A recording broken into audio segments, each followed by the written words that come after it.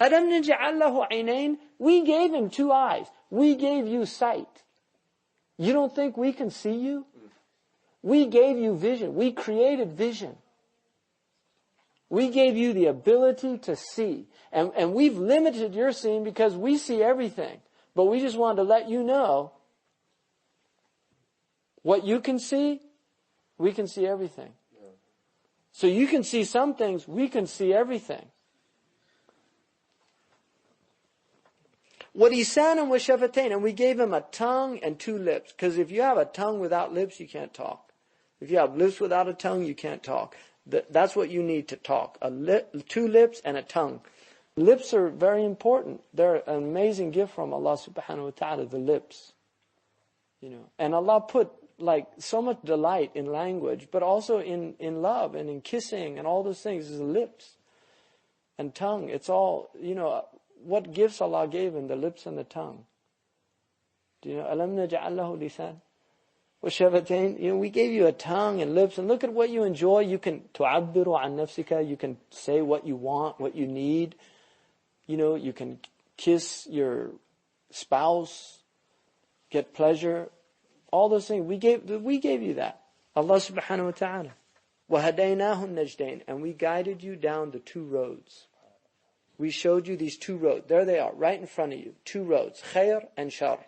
Khair is the right road. You come to a fork in the road. One goes right, the other goes left. The right road is the difficult one, going uphill. The left one going downhill. Now, most people, they come to the road and they see the uphill one and they see the downhill one, and they're going to the same place. They're going to the same place. They're both going back to Allah subhanahu wa ta'ala from where you started.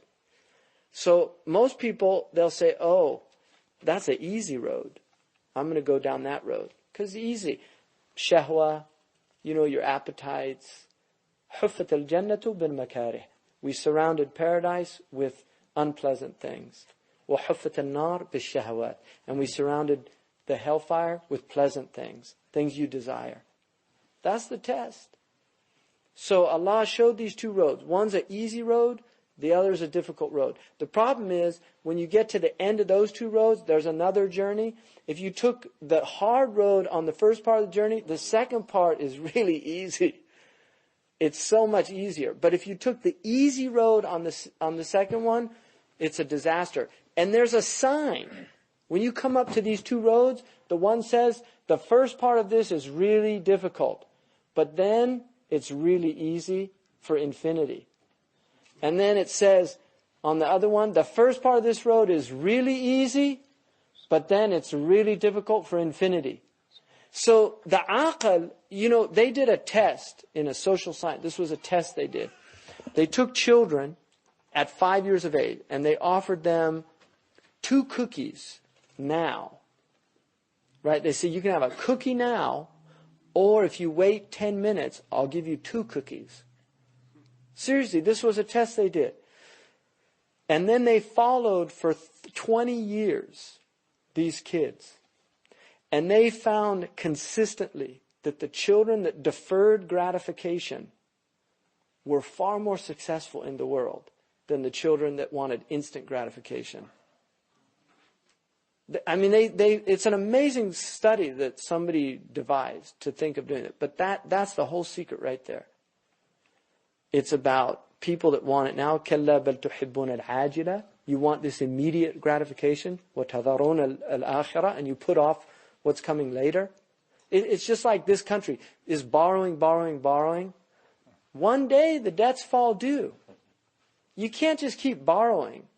But they don't want to think about 20 years from now. 20 years from now, my child will be 23 years old. That's not far away. So he's going to inherit all of the mistakes of this generation because all they wanted was the quick way. Print up paper money and just keep borrowing money and keep borrowing money. That is what human beings do. They want instant. They don't want to put off. They don't want to think about what's coming down the road.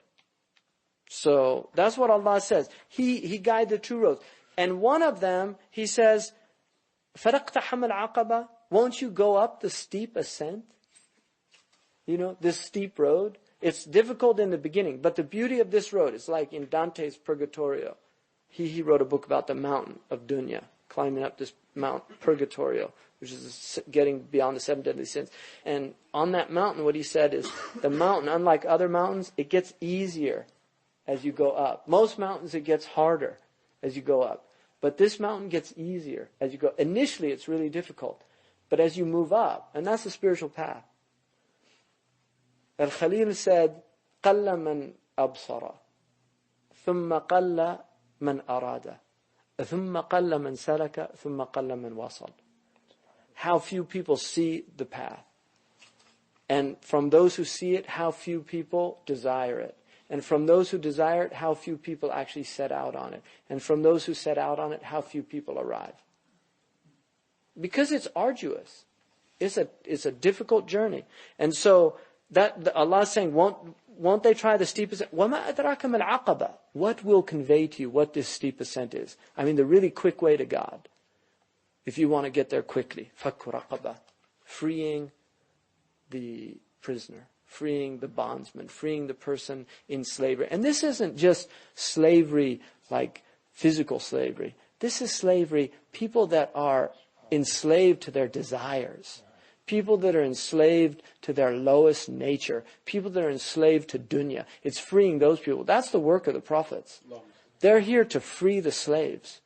To make you a slave of Allah subhanahu wa ta'ala. To free you from being a slave of yourself. That's their whole reason for existence. They're not here for any other reason. The Prophet ﷺ went to God. He was in the presence of God. But he came back. Not because who did he come back for? He didn't come back for himself. He was with God. He came back for humanity. That's why he came back. He didn't come back for himself. That was it. He'd reached the pinnacle. Then فَتَدَلَّ فَقَابَ قَوْسَيْنِ أَوْ أَدْنَى. He was right there in the presence of God. مَا كَذَبَ الْفُؤَادُ مَا رَأَى.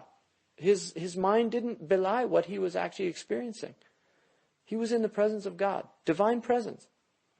And he came back for people to help them, and he gave all this incredible guidance. You know, Muslims look at the Jews and all these verses in the Quran about how the Jews turned away from God and God gave them all this guidance and they left it and then all this punishment came to them. They think they're talking about the Jews. That's just talking about people that are given guidance and leave guidance. I mean, you want to know why the Muslims are in the situation they are? Read the Quran. Read what happened to the previous communities who were given guidance and turned away from the guidance. Look what happens to them. And don't say we weren't forewarned. So, وَإِطْعَامٌ فِي يَوْمٍ ذِي مَسْغَبَةٍ. Feeding on those difficult days. You know, days of hunger. When people are hungry. Giving them nourishment. And again, that's a spiritual meaning as well. Teaching people. Nurturing their souls. Giving them something. There's so many people out there just dying of hunger. Spiritual hunger. Real hunger. I mean, they're spiritually dying of hunger. If you could see their spiritual souls, you see their corpulent bodies. The reason their bodies are so fat is because their souls are starving. If you could see, if the veil could be lifted and you could see the spiritual reality, you'd see skeletons walking around. Outside, I guarantee you, I'm not making this up. You would see people walking around like Auschwitz survivors. That's their spiritual state. If there was spiritual disability, nobody would be working. No, seriously. If they had spiritual disability, nobody would be working. They'd all be on spiritual disability insurance. Because that's the human condition right now. Go out there and look at it. So Allah is saying, you want to know how to get quickly to God? Feed starving people. That's why Sahaba, they were out there spreading this deen. They wanted the quick way to God. They wanted to get there. And they were like, this, I can do it by this. Go out and feed people. And they did it physically. That's a good thing to do. But the spiritual feeding of people, right?